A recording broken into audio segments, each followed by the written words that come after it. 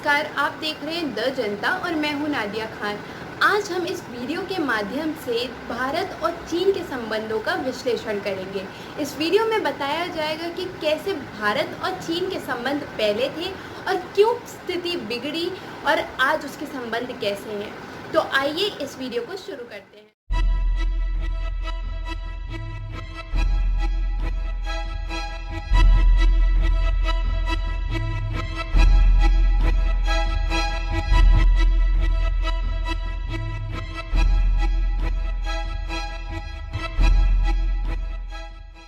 चीन सीमा विवाद, इसको जानने से पहले हमें ये जानना बहुत ज़रूरी है कि भारत और चीन की आखिर सीमा रेखा है क्या। भारत के 5 राज्य चीन से जुड़ते हैं, जो हैं लद्दाख, हिमाचल प्रदेश, उत्तराखंड, अरुणाचल प्रदेश और सिक्किम। इन 5 राज्यों की सीमा चीन से मिलती है और अक्सर जो विवाद हमें देखने को मिलता है वो लद्दाख क्षेत्र में सबसे ज़्यादा मिलता है।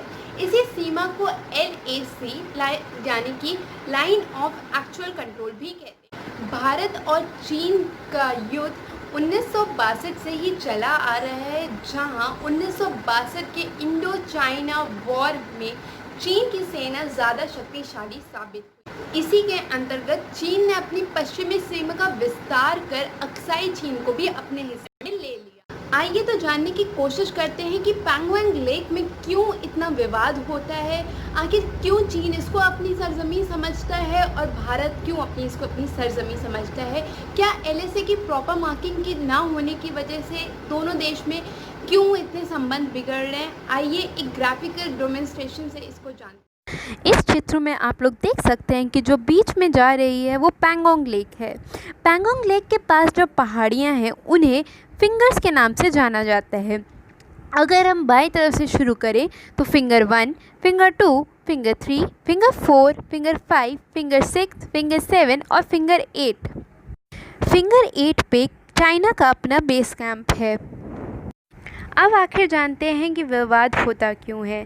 चाइना का ऐसा मानना है कि फिंगर 2 से LAC गुज़रती है और भारत का ये मानना है कि फिंगर 8 से LAC गुज़रती है, जिसकी वजह से फिंगर 2 और फिंगर 8 के बीच का क्षेत्र विवादित क्षेत्र है या फिर इसे ग्रे एरिया भी कहा जा सकता है। वहीं गलवान घाटी को भी चीन अपना बड़ा हिस्सा समझता है और वहाँ पे भी भारतीय सेना से अपनी झड़प में लगा रहता है। जो हाल फिलहाल की घटनाएं सामने आई उसमें से 6 मई को सबसे पहली हमें घटना दिखी, जहां चीन की सेना भारत की गलवान घाटी में घुसी और भारतीय सैनिकों से उन्होंने अपनी झड़प करी। जो दूसरी घटना हमारे सामने आई वो आई 9 मई 2020 को, जहां सिक्किम के नथुला पास पर पथराव करे गए चीनी सेना द्वारा भारतीय सेना। 10 मई 2020 को भी एक घटना आई जिसमें चीनी सेना फिंगर 4 को क्रॉस कर गई और उसने भारतीय सैनिकों पर पथराव किया, जिससे हमारे 11 सैनिक घायल। 13 जून 2020 को भारतीय सेना प्रमुख MM नरवाने ने भी कहा कि दोनों देश के बीच में संबंध ठीक हैं और ये आशा व्यक्त की कि आगे ऐसे संबंध ना भी।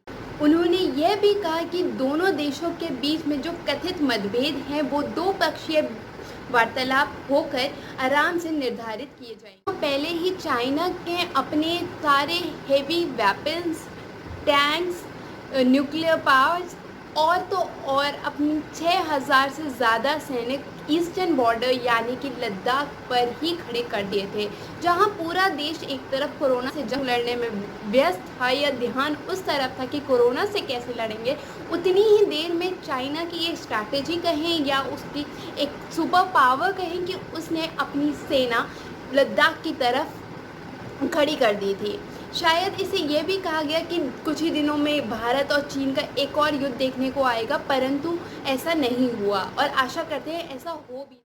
16 जून 2020 को भी एक बड़ी घटना सामने आई, जहां फिर से दोनों सेनाओं के बीच में पथराव हुआ, लाठीचार्ज, जिसमें भारतीय सेना का एक स्टेटमेंट आया है कि कैजुअलिटीज़ दोनों तरफ ही हुई है, परंतु चीन का एक सही अंक अभी तक नहीं आया है।